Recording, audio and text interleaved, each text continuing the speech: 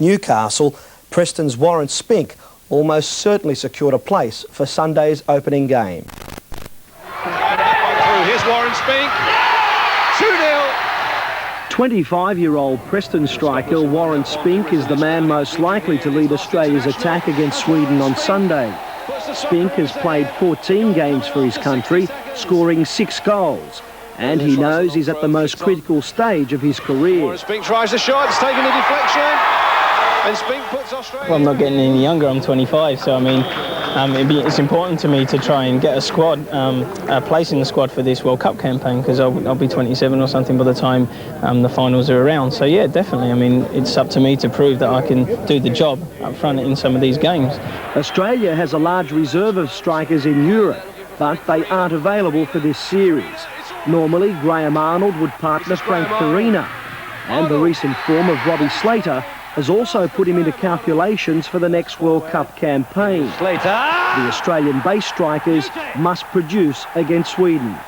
The likes of Frank Farina, Slater and Graham Arnold are going to come back, and more than likely they're not going to be coming back to sit on the bench. So it's tough competition. I mean, these games are important. All the games before the qualifying games are important because the players have to do well to get in the squad, especially in the striking department. Obviously, Arnie and Farina are the 2 strikers that Australia have, but there's a chance there now if I can get a game against Sweden. As I say, I'm just going to give it my best shot and just hope for the best.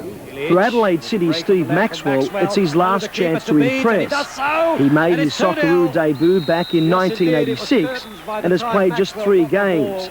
This season, he has only scored 3 times. Understandably, Maxwell is surprised at his call-up. Oh, definitely. I mean, I started the season quite well, and then over the last 6 weeks, probably I've dropped down a little bit. But I'm very happy to be back in and very thankful to Eddie. Yeah. Also waiting in the wings is 22-year-old Paul Trimboli of South Melbourne, who has a good record at senior level, scoring 4 times in 10 matches. The Newcastle game provided a welcome warm-up for Sunday, although the Socceroos were without injured trio Milosevic, Ivanovic and Tobin. Who says I'm old? Don't believe it. This is a cool dress rehearsal, Andy. This is the real thing. I mean, if they're not going to perform tonight, how can you put on a switch and play on Sunday, So every time they go into the park, these lads should be performing to the best of their ability, and they'll be tackling like it's a normal game. They'll be running off the ball. They'll be doing everything just like a normal game. And obviously they've got to leave a good impression with me as well. Almost 4,000 spectators attended the game, with the fans deadlocked on the outcome. The Breakers, of course. Yeah. The Breakers. The Socceroos, but I'm going for the Breakers. I'm not really quite sure. Hopefully the Breakers. Australia. Why? Because they're better. The Breakers, of course.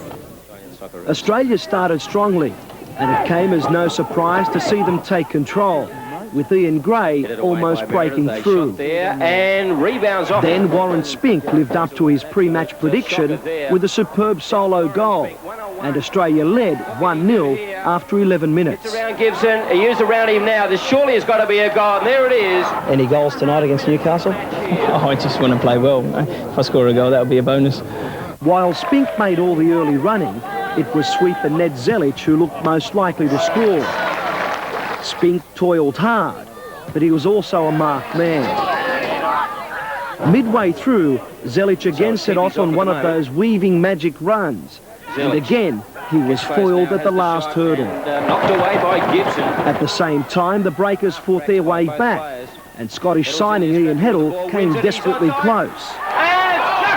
That started a sequence of play where Newcastle started to break the Socceroo defence. And in the 38th minute, the chance fell to John Kosh. Now the left foot. Can he cross and make something of this?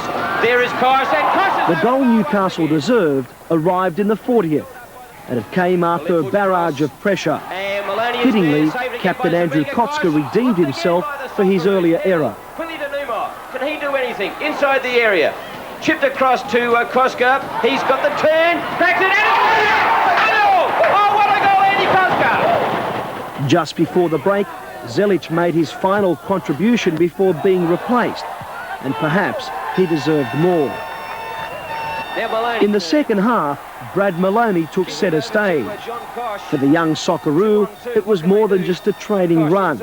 He was determined to keep alive his chances of playing for the Australian Olympic team. Coach Thompson had made an amazing 8 changes. Trimboli toiled hard, but the surging runs of Milan Blagojevic stood out. However, with 7 minutes to play, Maloney made sure of it to give the Breakers a well-deserved 3-1 victory. Onside, Maloney now chips over the top of goal. What a goal by Brad Maloney! Sensational goal by Brad. Great to score in any game, but especially in front of the home crowd and everything, and against the Australian national team.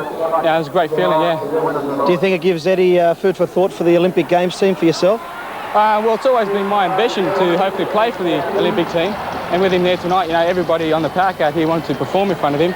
So hopefully, you know, I'd really like to be in the Olympic team, yeah. You concerned about the scoreline? No, not really, you know. I mean, I've played in games back in Scotland when the first team played against the reserves. The reserves beat them 9 times out of 10. They had everything to play for, and we've got really nothing. Our main thing was to get a bit of teamwork together, a bit of running, a bit of really conditioning. That's what we needed more than anything. Yeah, an important workout for the Socceroos, and what a form reversal for the Breakers. Actually, I'd like to say hello to all those supporters who attended. Well done.